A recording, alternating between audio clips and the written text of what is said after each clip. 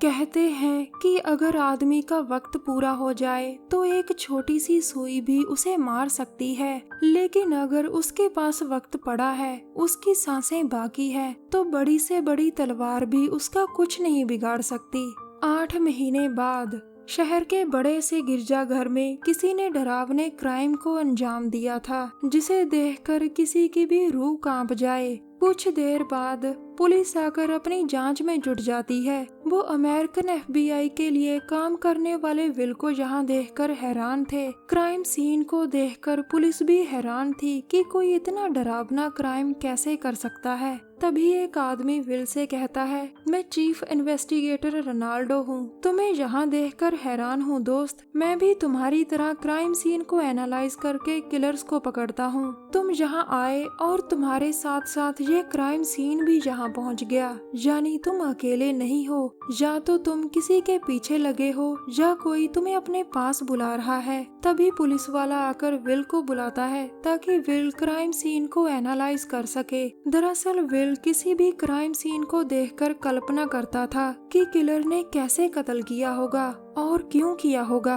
Ronaldo फिर will के पास आकर कहता है, मैंने तुम्हारे बहुत से किस्से सुने हैं दोस्त। क्या तुम मुझे कोई किस्सा सुना सकते हो ताकि मुझे पता चल सके कि तुम और तुम्हारी टीम कैसे काम करती थी। अपनी टीम को याद कर विल जज्बाती हो जाता है और रोनाल्डो को एक किस्सा सुनाता है। 1 साल पहले आज FBI स्पेशल एजेंट जैक और FBI की मदद करने वाला विल एक बहुत खतरनाक नजारा देखते हैं, जिसे देखकर किसी का भी खून ठंडा पड़ जाए। फोरेंसिक टीम उन्हें बताती है, ये दुनिया की सबसे डरावनी पहेली है, लेकिन हर पहेली में कोई ना कोई हिंट जरूर होता है। इसमें भी हिंट जरूर होगा। अब जैक विल से कहता है, सबसे ऊपर रखी लाश सबसे नए विक्टिम की है। बाकी लाशें कई साल पुरानी हैं और इस पोल के पास 7 कब्रें भी थी, जिनमें 7 लाशें दफन थी। विल कहता है, किलर को अच्छी तरह से पता था कि लाशें कहाँ कहाँ दफन हैं। उसने सभी को एक बार में नहीं मारा, बल्कि वो लंबे अरसे से कत्ल कर रहा था। इसके बाद सभी क्राइम सीन से चले जाते हैं ताकि विल अपनी कल्पना से पता कर सके कि किलर ने कैसे क्राइम किया होगा। अब विल अपनी आंखें बंद कर कुछ देर कातिल की तरह सोचेगा। विल की कल्पना में, मैंने इस पल का बहुत इंतजार किया था। मैंने इस पोल के लिए सामग्री पहले से ही इकट्ठी कर ली थी। हर लाश को बहुत ध्यान से लगाया, जहां उसकी जगह बनती थी वहीं लगाया। मैंने अपने नए शिकार को आखिर तक बचा के रखा। मैं चाहता था कि वो मुझे काम करता देखे। मैं चाहता था कि वो मेरे काम की वजह जाने।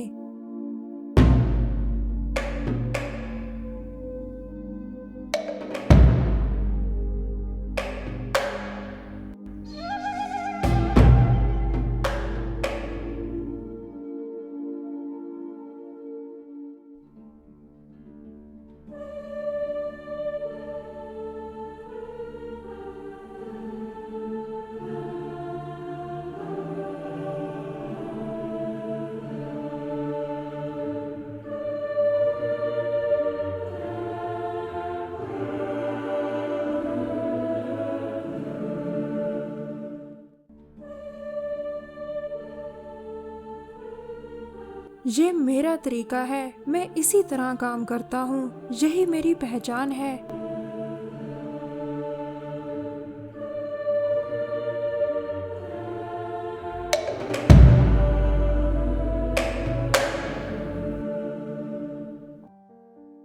कुछ देर बाद फोरेंसिक लैब में विल आता है ताकि किलर की कोई और जानकारी मिल सके।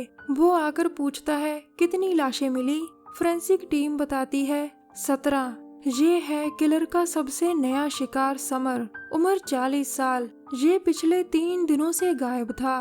किलर ने इसकी छाती पर एक बार कर इसे मार डाला। बाकी के जख्म और इसकी हड्डियों का टूटना वो सब किलर ने बाद में किया था। विल कहता है, ये विक्टिम किलर के लिए बहुत खास था, इसीलिए इसे सबसे ऊपर रखा गया। टीम आगे बताती है, 7 लाशें दफनाई गई थी और 10 लाशों को पोल में इस्तेमाल किया गया। लाशें देखकर ऐसा लगता है कि जैसे सभी की मौत एक्सीडेंट के कारण हुई हो, लेकिन विल कहता है ये सभी कत्ल हैं। ये कहकर वो वहाँ से चला जाता है। कुछ देर बाद एंथनी, उम्र 28, 1986 में इसकी लाश गाड़ी में मिली थी। डीएनए रिपोर्ट के मुताबिक इसके हिस्से भी पोल में मिले हैं। फ्रांसिसो, उम्र 42, 1944 में लापता हो चुकी थी और 7 लाशें कब्रों से मिली हैं जिनकी अभी तक पहचान नहीं हो सकी। हर मौत अलग अलग तरीके से की गई है। स्टूडेंट्स, मैंने आज तक बहुत केस स्टडी किए,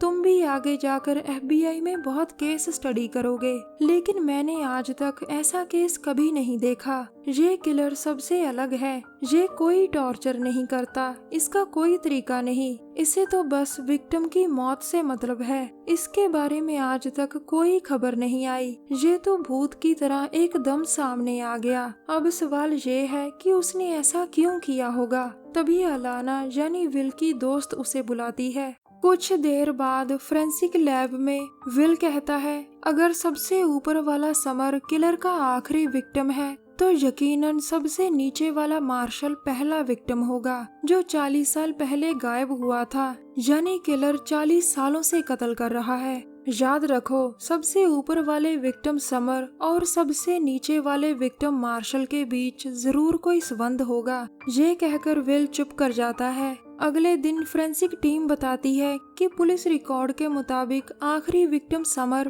पहले विक्टिम मार्शल का बेटा था, लेकिन दोनों की डीएनए रिपोर्ट मैच नहीं करती। समर की माँ और मार्शल की बीवी जूलिया कई साल पहले मर गई थी। तब पुलिस ने जूलिया के कत्ल की जांच के दौरान लॉरेंस नाम के आदमी से पूछताछ की थी, लेकिन वो बेकसूर था। कुछ देर बाद जैक और विल भी समर, जूलिया और मार्शल के बारे में जानने के लिए लॉरेंस के पास आते हैं, जिसका पता उन्हें पुलिस रिकॉर्ड से मिल जाता है। 70 के आसपास का लॉरेंस कहता है मुझे पता था कि तुम लोग जरूर आओगे। जैक उसकी बात सुनकर हैरान था। लॉरेंस कहता है मैं ही वो किलर हूँ जिसे तुम लोग तलाश रहे हो।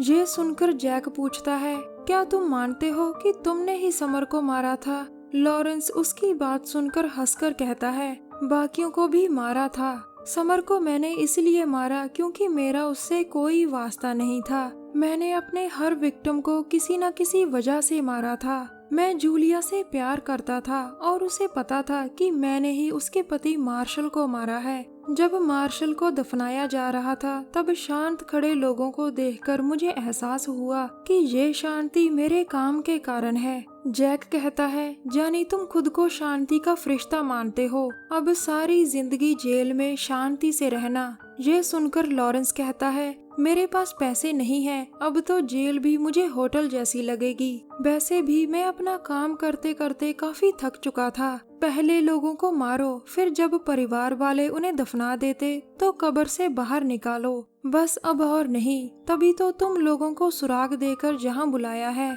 मेरा शांति वाला काम मेरी विरासत याद रखेगी। अब जैक पूछता है क्या जूलिया भी तुमसे प्यार करती थी? ये सुनकर लॉरेंस चुप कर जाता है। जैक कहता है तुम्हारी चुप्पी का मतलब हाँ है। अब विल कहता है तुमने अपने बायो बेटे समर को भी मार डाला, जिसे तुम मार्शल और जूलिया का बेटा समझ रहे थे। तुम विरासत की बात कर रहे हो जबकि तुमने समर को मारकर अपनी ही विरासत खत्म कर दी। कोई बाहरी हमारी विरासत खत्म नहीं करता, हम ही अपनी गलतियों से अपनी विरासत खत्म करते हैं। यह सुनकर लॉरेंस अंदर तक हिल जाता है, जो किसी और को अपना बेटा समझ रहा था। वर्तमान समय में किस्सा सुनने के बाद रोनाल्डो कहता है सच में तुम और तुम्हारे दोस्त तारीफ के काबिल हैं। वैसे 20 साल पहले मैं भी एक किलर से मिला था। वो अपने विक्टिम्स को चित्रकला में पेश करता था और हम उसे मॉस्ट्रो कहते थे। ये देखो एक तस्वीर जिसमें मॉस्ट्रो ने लाशों को चित्रकला की तरह सजा रखा है। मुझे आज भी वो दिन अच्छी तरह से याद है जब मैं इस लड़के यानी मॉस्ट्रो से मिला था। वो गैलरी में आराम से बैठा चित्रकला देख रहा था। यकीनन उसके बाद उसने वो चित्रकला पेंसिल से दोबारा जरूर बनाई होगी। कमाल की याददाश्त थी उसकी। मॉस्ट्रो छोटी से छोटी चीजों का भी ख्याल रखता था, तभी तो आज तक पकड़ा नहीं गया। वो अपने पीछे कोई सबूत नहीं छोड़ता। अब विल कहता है वो उन्हें खाता है। इसके बाद रोनाल्डो उसे आज के क्राइम सीन की तस्वीरें देकर वहां से चला जाता है। अब बस विल और क्राइम सीन था। विल अपनी आंखें बंद करता है।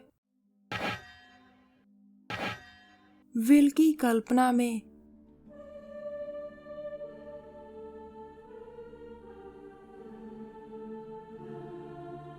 मैंने इसकी हर हड्डी निकाल दी, उन्हें तोड़कर धीरे धीरे निकाला ताकि ये लचीला हो सके।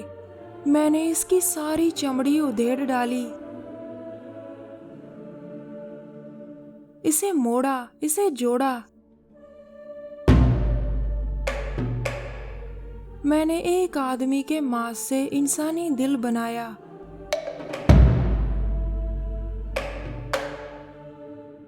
ये मेरा तरीका है। ये संदेश है कि मैं अंदर से दुखी हूँ। अब विल कल्पना से बाहर आता है। दरअसल विल यहाँ हैनिबल को ढूंढता ढूंढता आया था। उसे हैनिबल के पुराने घर से कुछ सुराग मिले थे, जिन्हें देखकर उसे लगा कि हैनिबल इस गिरजाघर में जरूर आता होगा। अब फिर रोनाल्डो विल के पास आकर कहता है, मुझे लगता है कि इस किलर को मैं जल्द ही पकड़ लूंगा। ये सुनकर विल कहता है, ईश्वर से दुआ करो कि कहीं वो तुम्हें न पकड़ ले। तुम उसे तब नहीं पकड़ सके जब वो लड़का था, जब वो मॉन्स्ट्रो था। अब तुम उसे कैसे पकड़ सकते हो? मेरी बात मानो, मॉन्स्ट्रो को भूल जाओ। वो अब बड़ा होकर हैनिबल बन चुका है। वो तुम्हें मारकर खा जाएगा। ये सुनकर रोनाल्डो कहता है, यानी हम दोनों एक ही बंदे को ढूंढ रहे हैं। उसी ने ये इंसानी दिल बनाया है। उसका दिल अंदर से उदास है। मुझे बताओ वो कहाँ मिलेगा? विल कहता है, वो कहीं नहीं मिलेगा। वो तो बस सामने आएगा, वो भी तब जब उसका मन करेगा। विल की बात बिल्कुल सही थी। हैनिबल उनके पास ही था, लेकिन उसका मन अभी सामने आने को नहीं था। शायद वो सही वक्त और सही जगह का इंतजार कर रहा था। कुछ देर बाद आज एक खास डिश बनाने की तैयारी चल रही थी। डिश बनाने वाला नहीं चाहता था कि डिश में कोई कमी रह जाए, क्योंकि आज ये डिश हैनिबल का एक खास मेहमान खाने वाला था। मेहमान इस डिश को खाकर काफी खुश होता है। फिर हैनिबल कहता है, ये जाम बड़े बड़े लोगों के लिए बनाया जाता है। मेहमान जाम पीकर कहता है, आज से मैं भी बड़ा आदमी हूँ। और तभी वो होता है जिसकी किसी को उम्मीद नहीं थी, जिसकी किसी ने कल्पना भी नहीं की थी। अब हैनिबल आराम से बैठकर कहता है, ये जाम बड़े लोगों के लिए था। जब इसने कहा मैं भी बड़ा आदमी बन गया, तभी ये छोटा आदमी बन गया। ये सुनकर मेहमान को समझ में नहीं आ रहा था कि वो अब क्या करे, लेकिन हैनिबल की दोस्त डालिया के लिए ये सब देखना मुश्किल था। अब हैनिबल कहता है, टेक्निकली तुमने इसे मार डाला। ये था हैनिबल, जो नजर तो आता है लेकिन समझ में नहीं आता। अंत में दोस्तों, कल देखेंगे विल हैनिबल के लिए क्या जाल बुनता है। कहीं रोनाल्डो हैनिबल तक पहले तो नहीं पहुंच जाता। और हाँ, कल देखेंगे हैनिबल किस हद तक डरावना था। आखिर में दोस्तों, अगर आपको वीडियो अच्छी लगी हो तो इसे लाइक करें, कमेंट तो जरूर करें। तब तक के लिए नमस्कार, जय हिंद।